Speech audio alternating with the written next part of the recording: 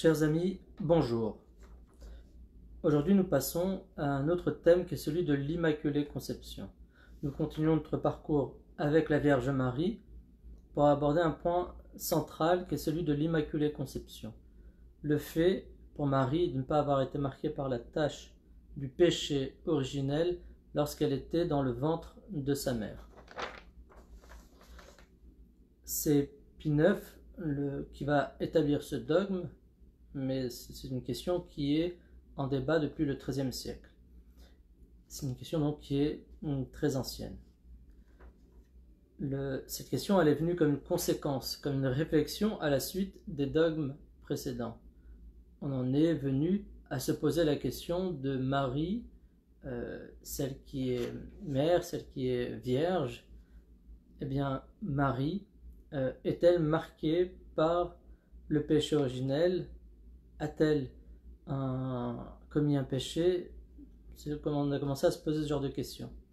En fait, c'est parti des fidèles, de ce qu'on appelle le sensus fidei, c'est-à-dire la foi du peuple de Dieu. Ce ne sont pas les théologiens, les premiers, mais le peuple de Dieu qui a commencé à affirmer cette conception de Marie sans péché. Et les théologiens ont travaillé sur cela. Alors, de quoi s'agit-il? Le Christ, l'humanité du Christ n'a jamais existé qu'unie à sa personne. C'est-à-dire l'humanité du Christ n'existe qu'en tant qu'elle est unie à sa divinité. Et du coup, elle a toujours été pleine de grâce et donc sans aucun péché. Mais Marie existe avant même de recevoir le Christ, avant même de l'enfanter. Du coup, la question se pose pour elle, a-t-elle été marquée par le péché avant l'annonciation, avant de dire oui au plan de Dieu? Or, Marie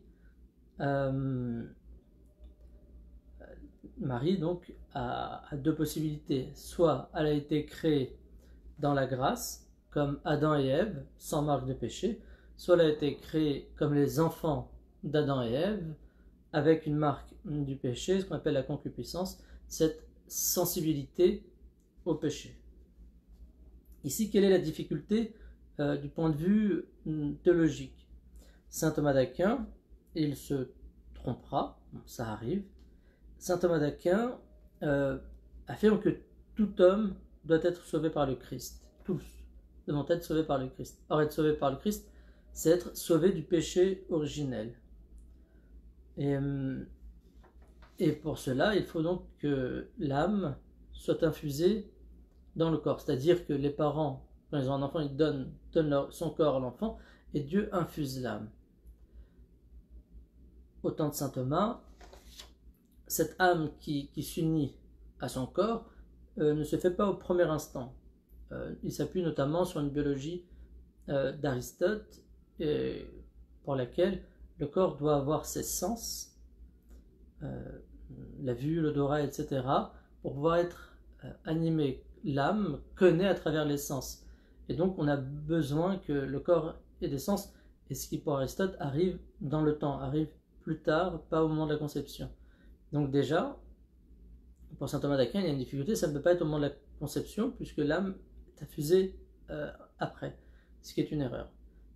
Deuxièmement, pour saint Thomas d'Aquin, et encore une fois, il faut être sauvé, tout homme doit être sauvé par le Christ.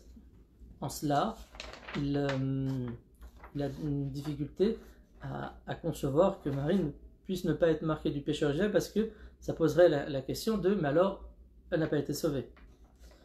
Et du coup, saint Thomas développera cette idée où Marie aussi a dû être rachetée personnellement par le Christ, mais toutefois, saint Thomas ajoute que Marie n'est pas marquée par la concupiscence, c'est-à-dire par cette orientation vers le péché, cette tentation du péché, et que par grâce, elle en a été préservée, et qu'elle a aussi été préservée du fait de commettre des péchés même véniels.